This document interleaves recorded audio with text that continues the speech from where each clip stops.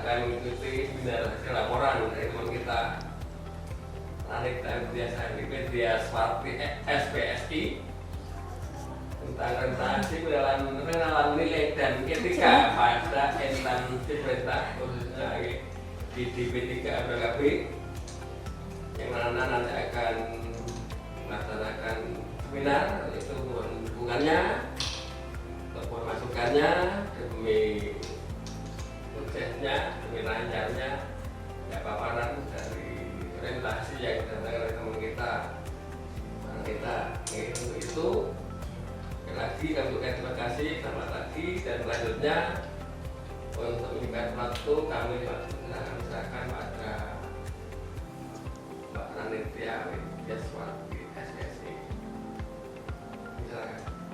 Ya, terima kasih. Assalamualaikum warahmatullahi wabarakatuh. Terima kasih Wakimin kehadirannya, terima kasih teman-teman juga atas kehadirannya.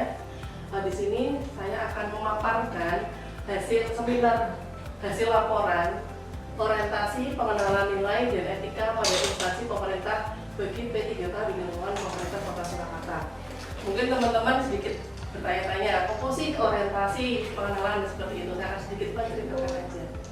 Jadi selama beberapa hari ini saya menggunakan baju hitam putih seperti itu dalam rangka orientasi pengenalan dan etika pada instansi pemerintah bagi P3K. Itu merupakan salah satu bentuk pengembangan kompetensi oleh instansi dengan pelaksanaannya itu melalui e-learning di Solo Oasis, kemudian ada masa orientasi, kemudian ada evaluasi akademis juga, dan terakhir ini seminar hasil seperti itu. Untuk tujuannya kita di orientasi pengenalan ini itu peserta mampu memahami program orientasi dan mengenal nilai dan etika.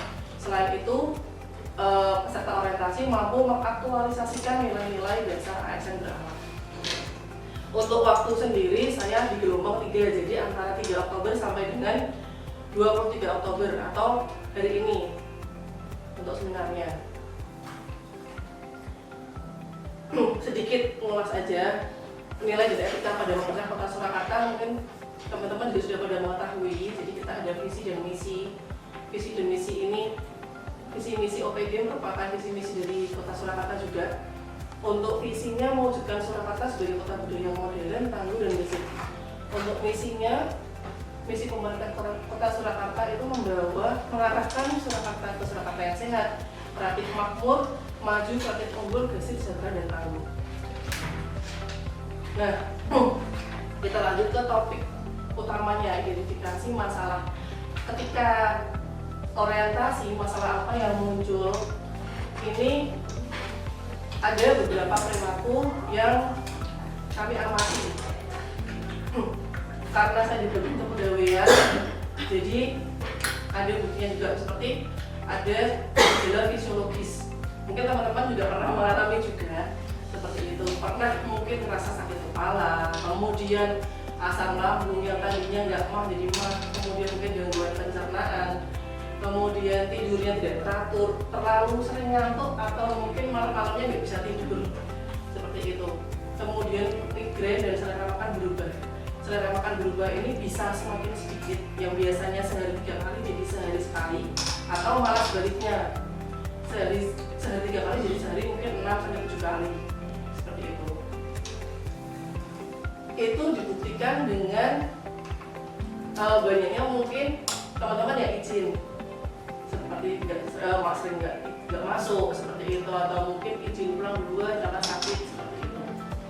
Kemudian secara psikologis yang muncul perilakunya ini ada perasaan kayak sedih, kemudian mudah marah, mungkin hal yang kecil bikin gampang tersinggung seperti itu. Kemudian ada perasaan tegang, cemas, bermusuhan dengan orang lain yang mungkin menganggap bahwa orang lain tuh selalu salah di matanya dia. Kemudian ada rasa bosan sampai dengan dia kehilangan semangat hidup. Seperti itu yang paling bahaya, sampai dengan mungkin ada ancaman untuk ini mati aja deh, seperti itu yang paling bahaya. Buktinya ada, kita pernah mungkin menanyakan ke teman-teman juga, atau mungkin pernah mendengar juga ketika teman-teman melalui hal segitu. Kemudian mungkin ada dari status di medsos. Ini bukan berarti kepegawaian kepo ya lihat status, enggak, cuma kita peduli aja. Kemudian secara perilaku muncul juga seperti kayak dia menyalahkan orang lain, kemudian suka mencari kesalahan. Ya tadi ya sebenarnya masalahnya bisa apalagi kita kerja tim ya, bisa diselesaikan bersama-sama, tapi malah lebih fokusnya ke menyalahkannya, bukan mencari solusinya, seperti itu. Kemudian tingkat agresivitasnya tinggi, mungkin nada bicaranya tinggi, seperti itu. Beda ya antara orang Batak yang memang nada bicaranya tinggi sama orang yang marah-marah gitu, seperti itu. Memang sama-sama tinggi, tapi perbedaan gitu. Kemudian tadi agresif gak cuma mungkin dengan orang lain, mungkin dengan benda. Misalnya naruh benda itu dilempar, atau yang biasanya mungkin bisa halus jadinya berdu. Nah itu kita lihat ya selama observasi dan pengamatan saat jam kerja. Nah perilaku yang muncul ini sebenarnya apa sih? Kalau kita mengacu pada WHO, ini bisa disebut stres, seperti itu. Nah, stres ini merupakan respon alami manusia saat menghadapi tekanan atau perubahan dalam kehidupan. Jadi, karena ini saya garis bawah respon alami, jadi semua orang pasti mengalaminya. Seperti itu. Cuma, stres itu ada dua. Ada yang positif, ada yang negatif. Itu bagaimana cara mengolahnya. Ketika kita stres kemudian menjadi seperti tadi ya, arah mungkin jadi nggak semangat kerja, atau mungkin jadi kehilangan semangat, itu akan menjadi negatif. Tapi ada juga orang yang dengan stres dia jadi termotivasi. Masuk aku kok ngetok raiso, seperti itu. Kayak jadi adrenalinnya jadi naik, seperti itu. Jadi pada kehidupan sehari-hari stres ini memang kita butuhkan. Tinggal bagaimana kita mengolahnya. Seperti itu. Kemudian intervensinya apa sih yang bisa kita lakukan? Mungkin ini bukan intervensi yang benar-benar baru, enggak. Mungkin di BKD Pus sudah melaksanakan, cuma di sini harapannya kita lebih mengoptimalkan bagian kepegawaian khususnya analis SDM. Kalau misalnya selama ini kan kita administratif aja, nah harapannya ini dengan konseling ini kita bisa lebih humanis juga, seperti itu. Nggak cuma lihat presensinya jadi menurun, tapi kita juga mencari tahu kenapa nih kok dia presensinya menurun, seperti itu.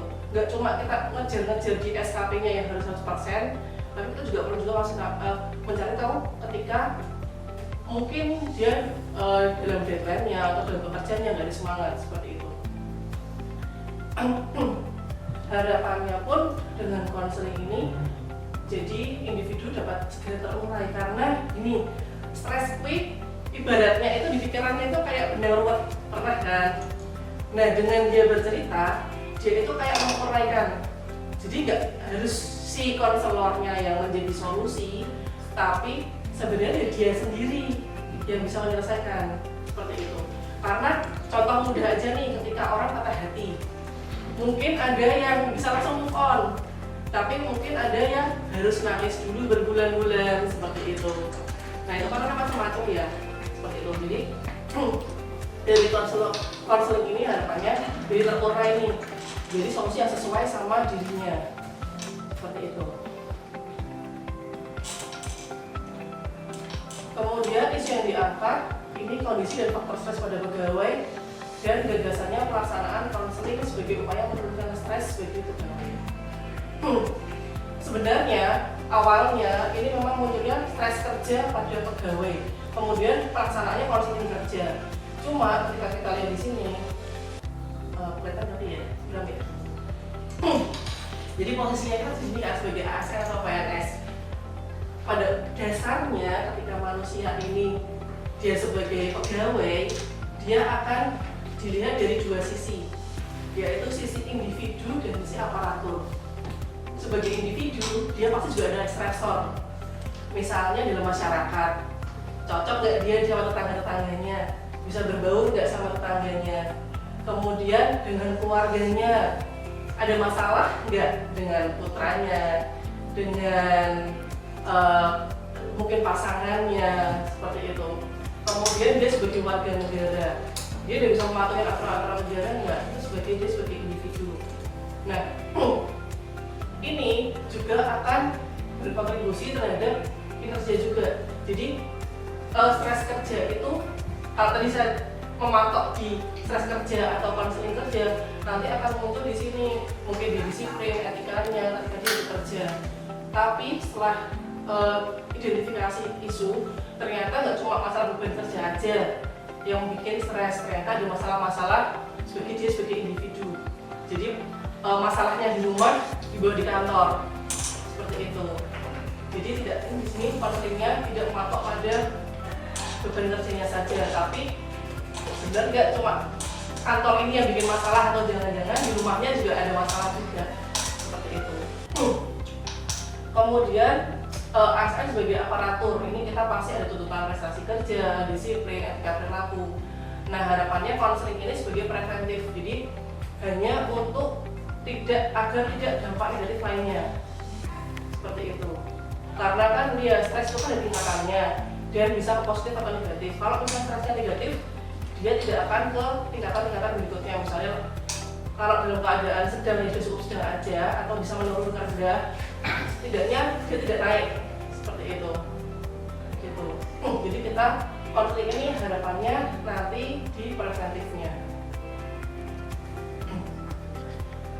Untuk rencana hasil kerjanya, pertama langkah awal saya berdiskusi dengan Pak Wagimen, apa sih sebenarnya yang bisa kita bahas nih kasusnya, seperti itu.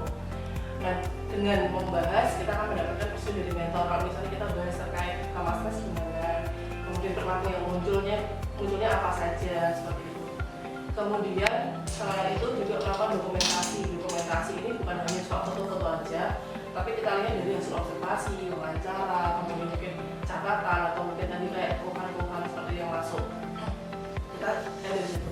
Kemudian kita ke bagian merencanakan atau merancang aktualisasi. Di sini dari data yang masuk kita harus kita olah dulu. Ini arahnya kemana sih dengan perilaku tadi? Kemudian kita cari nih, ini sebenarnya gejala apa nih yang muncul nih, seperti itu. Kita tadi disesuaikan sama ciri-ciri yang disampaikan oleh WHO. Ternyata ini gejala stres, seperti itu. Ternyata ini yang muncul ciri-ciri stres, seperti itu. Sehingga kita bisa membuat aktualisasinya. Kalau stres ini biasanya apa sih penanganannya, seperti itu, dan apa yang bisa kita lakukan? Karena kan kalau stres kan penanganannya banyak ya, kayak healing, itu kan kita mungkin nggak bisa kan. Kira-kira saya bagian analisis yang bisa kita lakukan apa sih, seperti itu. Nah, mungkin salah satunya dengan counseling. Nah, harapan setelah ada data-data, identifikasi masalah, munculnya stres, kemudian kita adakan counseling, seperti itu. Jadi sebenarnya pun counseling nggak cuma ngobrol saja. Kalau misalnya mau alurnya lebih lengkap, kita ada alat ukur juga. Jadi kita menentukan bahwa benar nggak orang ini mengalami stres, seperti itu. Dan jika mengalami stres, tingkatannya apa sih? Misalnya dari skala 1 sampai 10, dia ada di 9. Mungkin dengan counseling dia bisa agak 8,5, seperti itu. Nah, itu harapan seperti itu. Kemudian ada alur counseling juga. Seperti tadi, stresnya, kalau misalnya ini kita lakukan, stresnya orang ini bebannya karena apa? Karena dia sebagai individu atau dia sebagai aparatur, seperti itu. Kemudian pelaksanaan aktualisasinya, melakukan retest dan konseling. Kemudian adanya evaluasinya melakukan proses dan melakukan evaluasi. Nah, selama orientasi memang hanya dikasih waktu seminggu saja. Jadi untuk tahapan semua konseling memang tidak bisa dilakukan. Jadi di sini saya hanya melaksanakan identifikasi kasus, kemudian sampai dengan di akhir itu memberikan motivasi dan mencegah agar tidak muncul gejala-gejala stres yang dampaknya lebih parah lagi, seperti itu.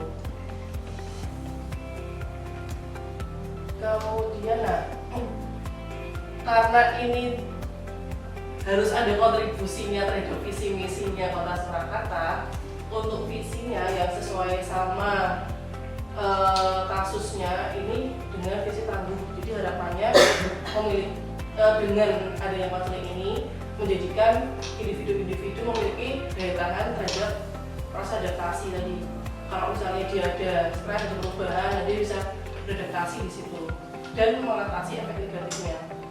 Kemudian sesuai dengan misi keempat, meningkatkan kualitas dan daya saing pemilih dan masyarakat umum di bidang pendidikan, ekonomi, seni budaya dan olahraga. Nah, di sini juga muncul karakter unggul mencerminkan Solo Future, yaitu semangat mengurangi uang, menjadi spirit kepedulian sosial dan humanis seperti tadi. Jadi nggak cuma kita ngurusin administratif, tapi kita juga ngurusin tentang humanisnya.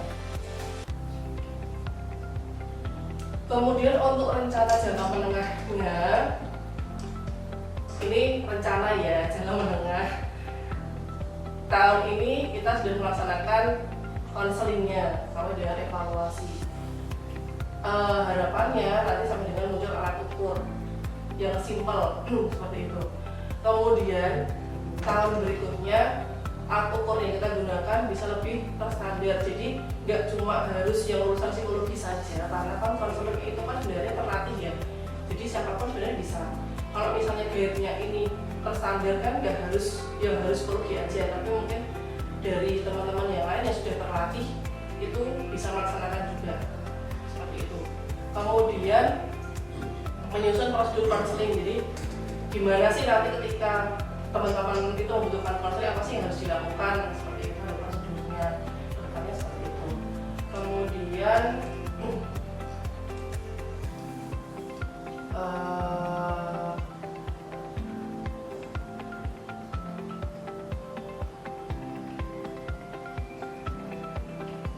selanjutnya menentukan kebutuhan konseling pegawai dan tindak lanjut.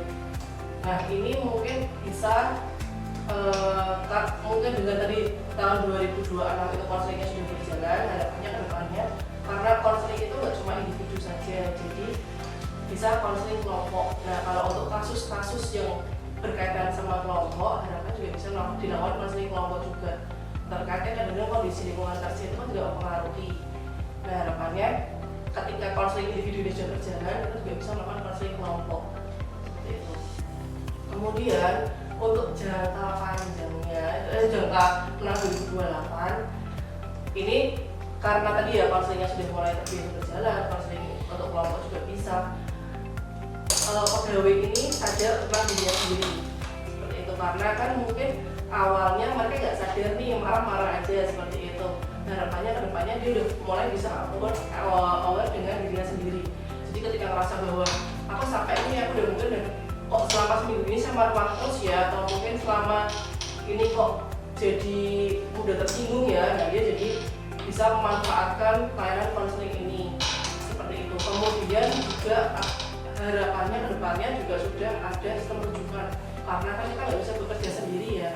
Khawatirnya ketika ada pegawai yang mungkin tingkat stresnya di tingkat yang udah tinggi nih, nah ini apa yang harus kita lakukan?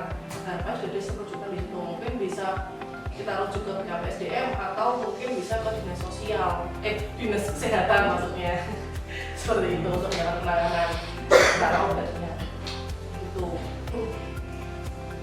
Nah, mungkin ada tambahan lagi, misalnya pun konselingnya ini berjalan, harapannya pun mungkin dari BKPSDM juga bisa memberikan pelatihan-pelatihan terkait konseling juga seperti itu, karena kan sekarang juga kita tahu bahwa kembali tadi ya, kita nggak cuma urus administratif aja, ada kesehatan mental di situ yang harus kita jaga juga. Itu untuk paparan dari saya. Ya, untuk penutup saya kasih pantun. Naik delman kan gitu kota. Jangan lupa membeli alpukat. Demikian presentasi dari saya, semoga bisa bermanfaat. Terima kasih. Wassalamualaikum warahmatullahi wabarakatuh.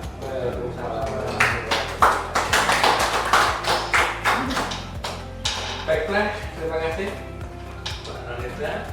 Jangan terlalu memaparkan dengan panjang lebar, bagus ya.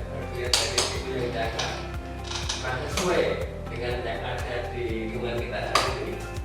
Yang mana memang ada teman-teman kita yang ada itu yang memang perlu penanganan tidak lanjut ataupun penyelesaian yang lebih bagus. Kalau kita lihat dari materi yang ada yang cukup menguasai, karena kita harus betul di bidang itu ya, jadi menguasai dan pemaparan bagus. kualitas desa bagus, serta mungkin penyelesaian isu nanti ke depannya. Bukan kita cuma menunggu laporan atau untuk minta di coaching, tapi kita memang harus betul-betul gula ya. Tidak usah.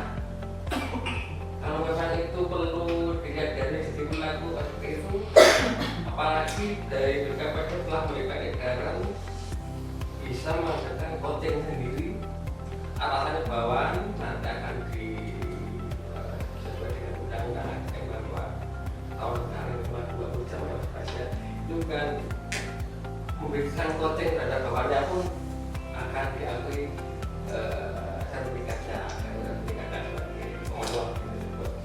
Dia akan berfungsi ganda memberikan pemecahan terhadap karyawan di Liga Jakarta dan juga memberikan upah diri sendiri untuk mendapatkan sertifikat dalam rangka pemenuhan sebagai aparatur. Nah, mungkin itu dari dasarnya bagus atas bisa tekanan kita masyarakat, dan mungkin kita juga akan mengadakan konseling secara umum dalam waktu dijadwalkan ya, yang dimasukkan di program di Subagdan ke depannya. Terima kasih. Bagaimana merubah stres menjadi positif, dari negatif menjadi positif? Memang kan bisa menjadi perlakuan seperti itu, karena yang dibutuhkan kan pengelolaan stresnya Pak. Nah, dalam mengelola stres ini kan banyak faktor. Jadi salah satunya faktor kebiasaan yang mungkin dibentuk dari pengasuhan. Ketika kita lihat dari kecil sampai dengan dewasa, kita lihat bapak kita kena apa sedikit marah, itu kan menjadi contoh ke kita bahwa oh ternyata hal yang nggak benar nih itu baiknya saya harus marah seperti itu. Nah, untuk merubah tadi ketika ada hal yang nggak beres yang biasanya marah jadi mungkin agak sedikit sabar, memang harus ada latihan. Kayak mungkin kita ngasih dulu nih latihan, apa sih yang bisa diterapkan selain marah? Oh mungkin kalau dalam agama cari air lah ya, minum air putih seperti itu, atau mungkin marah ketika marah harus duduk dulu. Nah itu kan harus latihan juga, karena kan tadi marah itu kan kayak spontan ya, ujuk-ujuk aja cuma pak bludak gitu langsung kayak gitu lah itu. Nah itu yang perlu kita latihkan seperti itu Pak. Nah ya, dan itu pun dibutuhkan pertama orang menyadari. Dan itu kadang sulit, kadang karena terbiasa lihat orang-orang di sekelilingnya kalau ada yang salah marah, menganggap itu tuh hal yang benar seperti itu. Tapi dia nggak tahu bahwa ternyata alternatif selain marah ini juga bisa loh, mungkin kita tarik nafas dulu seperti itu, atau mungkin misalnya ini jengkel nih di dalam ruangan, oke kita keluar dulu aja, menghindari biar kita mungkin nadanya nggak tinggi, atau mungkin malah jadi tadi ya lebih ke agresif tadi seperti itu. Itu juga mungkin berlatihan. Yang kedua, yang kedua, nah ini mungkin nanti ke jangka menengahnya nih Pak, karena kan ini benar-benar masih baru. Jadi kalau sebenarnya mau melihat dari alurnya konseling ini kan masih banyak, kita masih belum tahu nih, misalnya mau konseling lapornya kemana dulu seperti itu, atau mungkin harus ada form dulu untuk bukti bahwa dia sudah melakukan konseling, atau mungkin kalau bahasanya dari rekam medisnya dulu udah pernah konseling tanggal sekian, kok sekarang masih konseling lagi dengan masalah yang sama seperti itu juga belum kita siapkan Pak. Mungkin itu nanti depannya akan seperti itu, jadi akan ada kayak bangsa rekam jejaknya seperti itu. Cuma ya tadi memastikan bahwa sekarang ini kita bisa nggak cuma masalah administratif aja, kita juga ada konseling juga, teman-teman juga bisa memanfaatkan seperti itu. Sebenarnya teman-teman juga sudah memanfaatkan, mungkin juga pernah ada yang WA saya mau minta konseling seperti itu, juga sudah ada seperti itu. Cuma untuk tindak lanjutnya itu karena kan tadi belum semuanya menyadari bahwa iso konseling loh, kemudian ini ada masalah terkait mungkin ngapunten lingkungan kerja. Dan kita kan harapannya ingin mengadakan konseling secara kelompok, karena yang merasa cuma satu aja dan yang teman-teman yang lainnya belum menyadari adanya konseling ini, jadinya kalau kita mau bikin kelompok khawatirnya malah jadi kayak aduh aja nih kelompoknya bentuk orang yang harapan gitu loh, khawatirnya kayak gitu. Nggih, padahal aslinya itu upaya untuk maju kelompok agar mungkin lingkungan kerjanya lebih kondusif. Seperti itu. Nanti kita bermain. Mungkin saya nambahkan ya, untuk strategi tidak lanjut dari konseling itu banyak dari kasus Jakarta, kalau memang perorangan tidak lanjut kan bisa difasilitasi oleh BKPN dan BKPN sudah punya tenaga kontrol dan sudah bekerjasama dengan rumah sakit jiwa dan sudah ada yang lanjutnya. Kalau memang itu perlu lanjut lebih lanjut lagi dari tantangan di tingkat kita, di tingkat PCM akan dirujuk ke rumah sakit. Nah, itulah sudah ada gitu. Udah diurutan, udah dikumpulkan. Ini pasti kalau jadi rumah sakit juga kan rendah. Iya. Saya programkan ada. Oke. Mas Didi tadi ada? Dari saya Pak, terima kasih atas kesempatannya. Assalamualaikum warahmatullahi wabarakatuh. Waalaikumsalam. Selamat pagi Ibu Rita Gaswati, eksekutif psikolog. Biasanya kalau saya keliling-keliling itu hanya mengucapkan selamat sudah bergabung di Surakarta gitu ya. Nah, meski saat itu saya mau nanya, selamat sudah bergabung Mbak. Yang kedua, apa sudah pernah ada kasus Mbak di DP3 ini yang sebelum ke BKD tapi sudah selesai di kepegawaian DP3?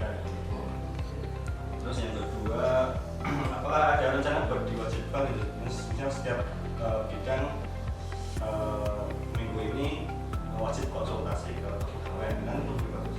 Nah, seperti yang disampaikan Pak Buyat, Pak saya tadi kan jemput bola. Jadi kita tidak menunggu ada masalah dulu sama Mas Brian tidak kunjung bertemu dengan. Terima kasih Mas. Dengan siapa? Ya kita doakan sih Mas di sini. Nah itu jadi diwajibkan misal setiap bidang bulan ke ini atau minggu ke ini gitu. Jadi lebih bagus misal kalau tidak ada ya harus gitu kan. Nggak mungkin kalau setiap minggu ini nggak ada masalah sama sekali kan, kalau nggak ada masalah berarti orangnya udah mati ya. Kalau masih hidup ya otomatis masih masih ada masalah. Yang kedua itu, kemudian yang ketiga pernah berkoordinasi dengan BKPSD sebelumnya ya tentang ini. Kemudian yang ketiga, insya Allah ini akan saya sampaikan usulannya tentang pelatihan konseling kepegawaian di bidang pendidikan. Jadi ada tiga tadi, apakah ada kasus di sini umumnya, apakah ada rencana buat diwajibkan di setiap bidang, dan terakhir ada koordinasi di sini. Terima kasih Mbak Didi. Sudah untuk yang pertama, apakah ada kasus di sini? Seperti yang tadi juga diidentifikasi kasus kan sebenarnya sudah muncul nih secara observasi pengamatan seperti itu. Jadi secara ciri-cirinya gejalanya sudah muncul. Cuma kembali tadi mungkin dia nggak aware, dia mungkin bahwa kalau misalnya orang salah marah itu hal yang biasa seperti itu. Dan mungkin sampai dengan berlarut-larut nih seperti itu. Dan dia mungkin nggak menyadari bahwa itu ada yang salah nih dengan dirinya seperti itu. Cuma kan kata dia ketika orang sakit tapi dia orang rasa sakit kan masih ya wes lah kalau gue kan nggak menyadari itu. Nah itu mungkin yang perlu kita tumbuhkan kesadaran ke teman-teman biar lebih aware sama dirinya sendiri seperti itu. Kalau mungkin yang konseling sebenarnya sebelum orientasi itu memang ada yang beberapa yang konseling juga menyampaikan tadi terkait sama gejala-gejala yang muncul tadi. Sudah ada seperti itu. Tapi ketika ini cuma kita ngomongin masalah orientasi aja seminggu ini, memang enggak ada, jadi kita capture dari yang muncul di selama seminggu ini aja. Begitu. Jadi kalau untuk konseling sebenarnya teman-teman ini sudah ada beberapa yang melakukan konseling seperti itu. Dan mungkin memang sudah saya tawarkan untuk menindaklanjuti. Misalnya kemarin sudah berat banget, gimana kalau saya tidak lanjutin? Tapi memang mungkin nanti juga pernah ya konseling itu kan kadang dia cuma butuh didengarkan aja. Nah dia sampai dengan taraf di situ aja. Dia mungkin cuma cerita aja, kemudian nangis, itu udah selesai. Dengan selesai konseling dia udah ibaratnya sedikit lega lah, seperti itu. Jadi ketika saya tawarkan untuk menindaklanjuti, belum nih. Gitu. Jadi dari klien sendiri juga belum mau, ya udah cukup dengan itu saja. Gitu. Kemudian yang kedua tadi penjadwalan. Ya. Nah, kalau untuk terkait penjadwalan mungkin itu nanti jangka panjangnya. Cuma kembali ke tadi mungkin kita sekarang memunculkan dulu kesadaran teman-teman terkait sama kesehatan mental. Karena kalau tadi ketika orang kamu nggak sakit terus kamu ke dokter kan tuh bingung ya, apa sih seperti itu. Dan mungkin kalau dia mungkin iso mengelola emosinya, stresnya jadi positif, ya mungkin kan bukan satu hal yang masalah seperti itu. Jadi awalnya mungkin kita perlu sadarkan dulu ke teman-teman pentingnya kesehatan mental seperti itu. Kalau dia udah tahu, dia udah iso menyayangi dia sendiri, dia tahu gejala-gejalanya bahwa oh ini saya mungkin perlu orang lain nih seperti itu. Dan ada juga bisa nih konseling konsultasi di bagian kepegawaian, atau mungkin bisa nih kita jadwalkan. Tapi kalau saat ini mungkin sebetulnya dalam arti kita melihat perilaku-perilaku yang muncul, misalnya sudah mengkhawatirkan sampai dengan presensinya, sudah banyak yang nggak masuk, kemudian mungkin sakit-sakitan, atau mungkin biasanya dia kerja deadline bisa kok ini jadi nggak bisa, kalau mungkin kita lihat biasanya masuknya konten kok ini jadi pelan-pelan. Nah itu mungkin nanti bisa kita jemput bulan, kita konseling. Kemudian yang ketiga, berkoordinasi. oh pernah nih Pak ya? Ya, yang sudah, yang butuh ditindaklanjuti kita pernah melakukan koordinasi dengan BKPSDM. Nah, jadi mungkin itu Pak Ina. Ya. Sebelum kita approach, mungkin satu lagi tentang jadwalnya konseling kita di grupnya BKPSDM bersama di penanyakan untuk ikutkan hari ini. Mungkin kita sampaikan dari atasan ke bawah, itu kan semua tidak step-stepnya yang begitu.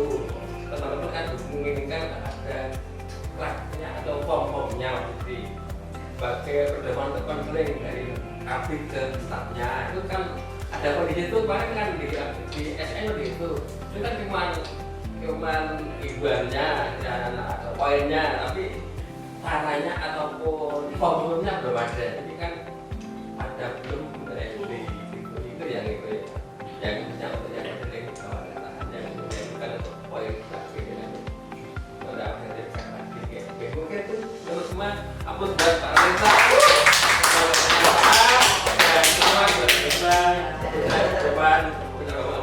Kemudian terima kasih banyak. Selamat siang. Assalamualaikum warahmatullahi wabarakatuh. Waalaikumsalam.